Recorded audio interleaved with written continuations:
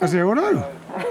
No, io, perché insomma passa anche per casa mia, a Montebelluna, e allora non vedo l'ora che arriva, scrivi fino a là, ma però prima del 2025 pensiamo che non arriva a Trevignano. Quella che viene giù da Asolo, che viene giù a Riese e va a finire proprio a sinistra a Castelfranco, anche lì il tratto da Travillà e l'Innesto ci vuole 40 minuti. C'è una fila di camion e è per quello che ci vuole. Cioè dispiace perché hanno distrutto un po' la campagna, insomma.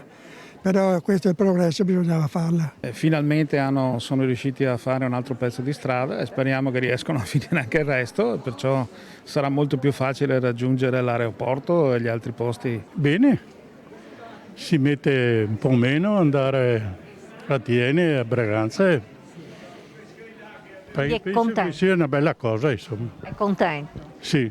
Una cosa soddisfacente anche per tutti i cittadini qua di Bassano, insomma, no, bene, dai. Per chi lavora, che il tempo è sempre costa del denaro, è molto, come si può dire, molto utile che sia aperta, perché io ho mio figlio che lavora e vedo che la chiede sempre chissà che la aprono, così sono contento che l'hanno aperta. Può agevolare il traffico, smaltire forse altre zone dove prima erano molto complicate anche al traffico, dove c'erano parecchie code.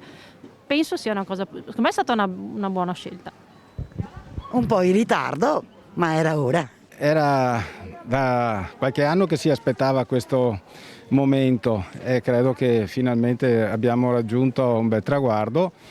Mi auguro che il completamento sia quanto prima alla nostra portata. È una bella strada, dovevano farla prima però, perché quella lì l'avevano fatta 30 anni fa, dovevano farla già allora così.